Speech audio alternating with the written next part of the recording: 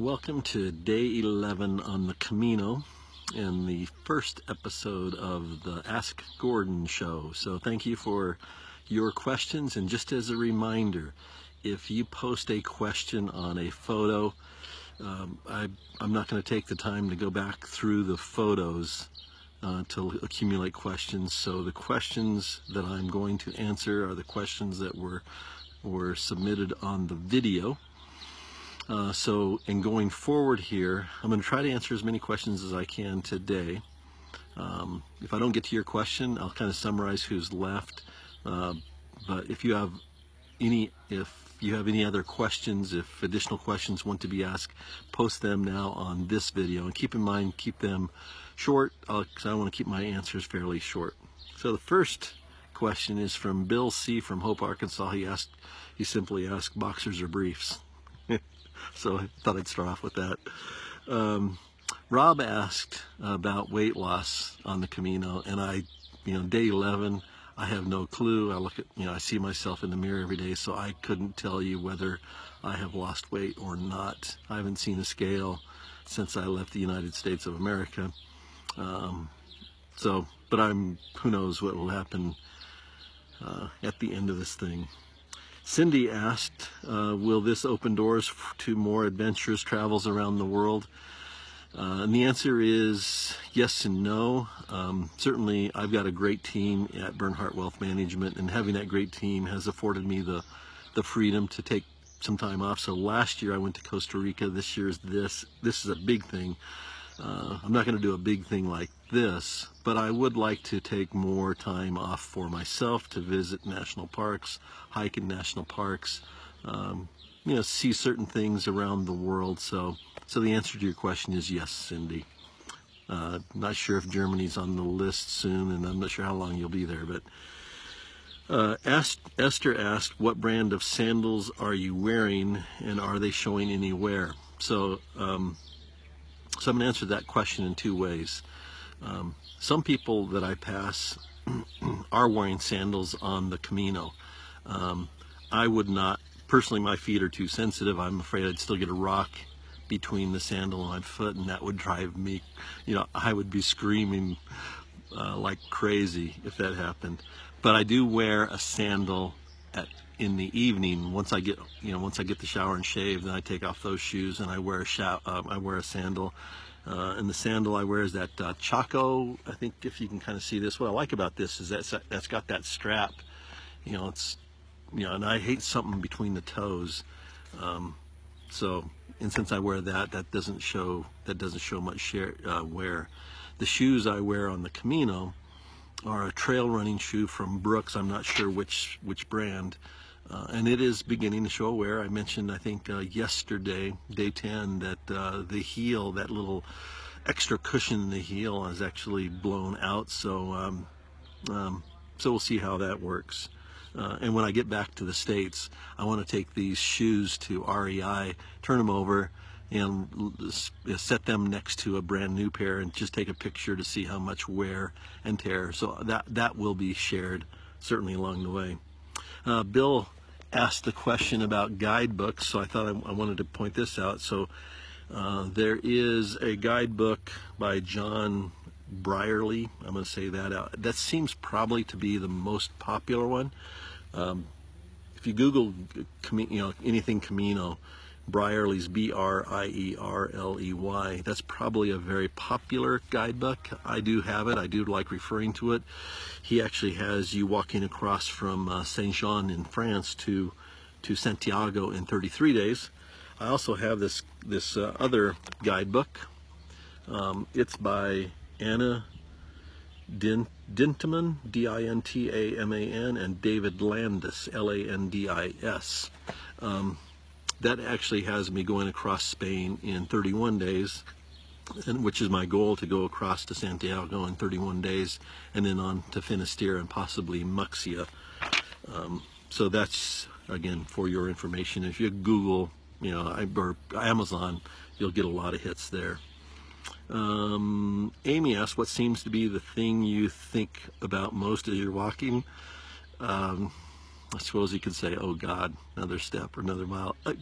Thankfully, my feet have been fine. The 3 blisters that did appear have kind of hardened, so I didn't do any treatment of those. So my feet are good, my body's good, everything is good. I don't know. I try to be open on the Camino and to appreciate the little things. So I don't know that there is one thing I think about the most, other than, well, what I'll say is the heat. Gosh, it is hot. I thought this would be similar heat to Washington, D.C., and I thought I'd be well adjusted. But I tell you, this heat is absolutely incredible. So that's probably the one thing I think of the most.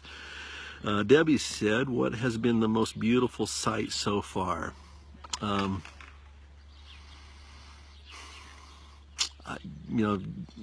again, it's the Pyrenees, crossing the Pyrenees, even though you couldn't see 20 feet in front of you because the clouds were so thick. You sensed it was beautiful. I loved the clouds, actually. I loved the trees, seeing the trees through the clouds. I hope some photos I took will actually come out. I loved, and I appreciate beauty in almost anything. I did, to be honest with you, one of my favorite photos so far, again, this is only day 11, is the day 10 photo of that sunflower with the smiley face.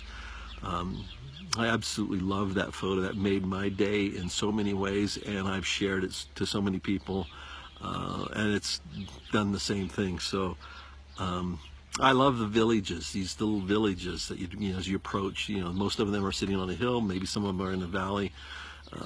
Again, it's different than the United States. It's its own, unique beauty. So I've enjoyed it. Another Debbie said, what is the most interesting story you've heard from your fellow walker in your fellowship? So I started, I think there were 7 of us that met on that first day, and we stuck together for a few days. Right now, there's 4 of us that are together on that fellowship. A couple of them are behind. I'm not sure where that other one is yet. I've met some interesting people. It doesn't have to be part of the fellowship. I'll say one thing about the fellowship. It's kind of what stays in the fellowships. Remains in what's shared in the fellowship remains. Stays in the fellowship. The Camino is a great thing. God does certainly wonderful things here, and I think people work in a number of ways. Philip from Austria began his walk actually in Austria, in Vienna, Austria, and has been walking. I don't recall how many days, but he's been, in fact, as he walks, I see him coming right now, so I'll actually ask him when he gets here. I met an 18-year-old from Germany who I think I'm fascinated with her just simply because she's here by herself, meeting people, doing this as an 18-year-old before she begins school at the university. Philip, how many days have you been walking since Vienna? 122. 122 days. So that's that's Philip from Austria. So thanks, Philip. So, but that young lady, 18-year-old from Germany, who is doing this, I can only imagine, the confidence that may give her, that she will, begin her professional life a leg up just by having completed this without any family member, without a sibling. Clearly, I've seen her walk with pretty much the same 3 people, but still, I'm impressed with her. Susan asked, what made you decide to do this and why did you want to do it? My sister Gloria shared the Camino with me many years ago. I don't know if it's been 10, 8, or something like that. But when she told me about it and I Googled it and read about it, bought some books and read about it, I knew that I wanted to do this someday. Partly because I just love being outdoors. And I thought this would be a unique thing. It's far different. I've never hiked a section of the Appalachian Trail, but this is a unique. The villages are in many cases, there's sometimes the villages are 2 miles apart. Sometimes there's another village, 6 miles apart. So you're walking through these, really, villages that are hundreds of years old, and they all supported the pilgrim when they were making a pilgrimage to that cathedral in Santiago. So I've always felt, I love the outdoors, and to be honest with you, I've always had my best conversations with God when I'm outside. So this appealed to me in a number of ways. I know some people are here because they're trying to find a sense of purpose. They've experienced a loss. Fortunately, I'm not one of those people, but I'm here. I guess in some respects, I love sharing joy. I love seeing the little things that happen. I can't say enough good things. We're already at 10 minutes. Let me just answer a couple more, and then we'll probably close for this segment. Joan Marie asked, did you start with a group that had intentions of staying together, and will you try to reconnect at different places? There are clearly some people who begin the Camino as a couple, or they're friends, and they clearly are there to support each other. Most people that I've met are here. They began the journey by themselves, met people on the way. That first day is where some connections are made, but it's inevitable that people will, again, go at different paces. And one of the things I've learned is that you gotta walk your Camino, whatever speed that is. You gotta be true to yourself. You gotta be authentic to yourself. So I would say day 11, the fact that 4 of us are here, even though there were 2 days where I wasn't with any one of them, but there's 4 of us here. We'll stay together. I imagine the 4 of us may stay together for several days more, and I'll probably run into some others in Santiago there. Ken asked, do you get more from your silence and hearing from God, or has God revealed more from others on the walk?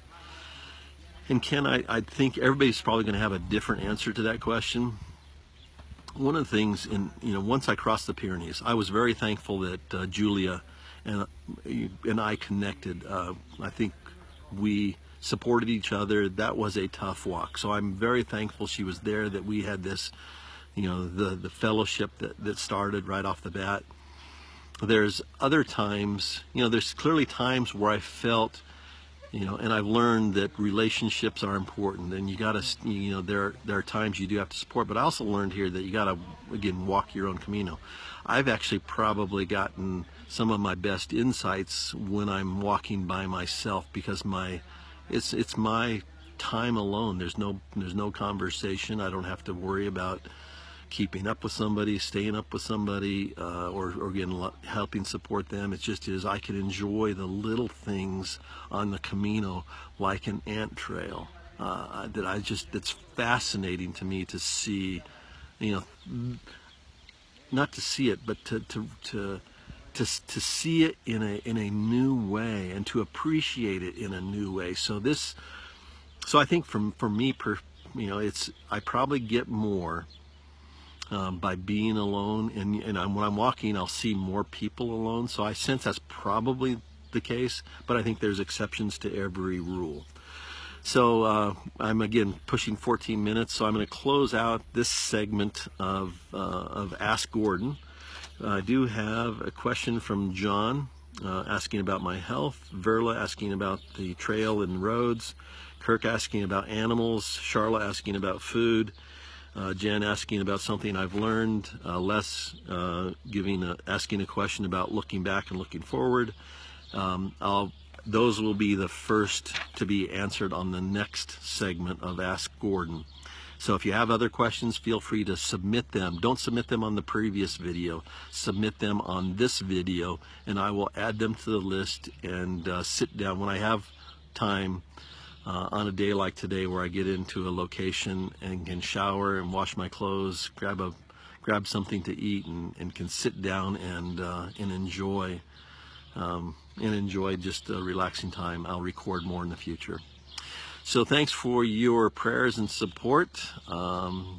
And it's been a great experience so far. And thanks for, again, liking the photos. It's been a great journey. I look forward to. I'd love to be able to see each one of you face to face and be able to answer more questions and share more insight later. But again, thank you for your support. I do appreciate it tremendously, and I wish God blessings upon you. Thank you.